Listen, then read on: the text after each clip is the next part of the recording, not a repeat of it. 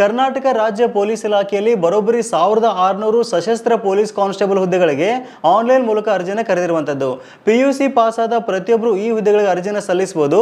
ಅರ್ಜಿ ಸಲ್ಲಿಸಕ್ಕೆ ಕೊನೆಯ ದಿನಾಂಕ ಏನು ಮತ್ತು ಡೈರೆಕ್ಟ್ ಆದ ಲಿಂಕ್ ಎಲ್ಲಿದೆ ಮತ್ತು ಏನೆಲ್ಲ ದಾಖಲಾತಿಗಳು ಬೇಕು ಅನ್ನೋದ್ರ ಬಗ್ಗೆ ಕಂಪ್ಲೀಟ್ ಆದ ಮಾಹಿತಿ ತಿಳಿಸ್ಕೊಡ್ತೀನಿ. ಅದಕ್ಕಿಂತ ಮುಂಚೆ ನಮ್ಮ ಪೇಜ್ನ ಫಾಲೋ ಮಾಡಿ ಮತ್ತು PUC ಪಾಸ್ ಆದ ನಿಮ್ಮ ಸ್ನೇಹಿತರ ವಾಟ್ಸಾಪ್ ಗ್ರೂಪ್ಗಳಲ್ಲಿ ವಿಡಿಯೋನ ಶೇರ್ ಮಾಡಿ.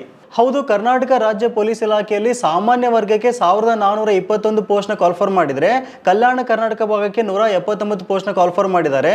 ಒಟ್ಟು 1600 ಸಶಸ್ತ್ರ ಪೊಲೀಸ್ ಕಾನ್ಸ್ಟೇಬಲ್ ಹುದ್ದೆಗಳಿಗೆ ನೇಮಕಾತಿ ನಡೀತಾ ಇರುವಂಥದ್ದು. ಸೊ ಈ ಹುದ್ದೆಗಳಿಗೆ ಆನ್ಲೈನಲ್ಲಿ ಅರ್ಜಿ ಸಲ್ಲಿಸೋಕೆ 22ನೇ ತಾರೀಕಿಂದ ಆನ್ಲೈನ್ ಮೂಲಕ ಅರ್ಜಿ ಪ್ರಾರಂಭವಾಗುತ್ತೆ. ಅದು KE ವೆಬ್ಸೈಟ್ ಮೂಲಕ ನೀವು ಅರ್ಜಿನ ಸಲ್ಲಿಸಬಹುದು. ಅರ್ಜಿ ಸಲ್ಲಿಸ್ತಕ್ಕಂಥ ಡೈರೆಕ್ಟ್ ಆದ ಲಿಂಕ್ ಮತ್ತು ಏನೆಲ್ಲ ದಾಖಲಾತಿಗಳು ಬೇಕು ಅನ್ನೋದ್ರ ಬಗ್ಗೆ ಡೀಟೇಲ್ ಆಗಿ ಮಾಹಿತಿ ಬೇಕು ಅಂತಂದ್ರೆ ಜಸ್ಟ್ ಗೂಗಲ್ ಹೋಗ್ಬಿಟ್ಟು ನೀಡ್ಸ್ ಆಫ್ ಪಬ್ಲಿಕ್ KSP 2026 ಅಂತ ಟೈಪ್ ಮಾಡಿದ್ರೆ ಸಾಕು. ಫಸ್ಟ್ ರಿಸಲ್ಟ್ ಕಾಣಿಸ್ಕೊಳ್ಳುತ್ತೆ ಅಂತ ಸೆಲೆಕ್ಟ್ ಮಾಡ್ಕೊಂಡ್ರಿ ಅಂತಂದ್ರೆ ನೋಡ್ತಾ ಇದ್ರ ಈ ಒಂದು CR ಮತ್ತು DR ಹುದ್ದೆಗಳ ಸಂಪೂರ್ಣ ಮಾಹಿತಿ ಇರತಕ್ಕಂಥ ಒಂದು ಆರ್ಟಿಕಲ್ ಕಾಣಿಸ್ಕೊಳ್ಳುತ್ತೆ.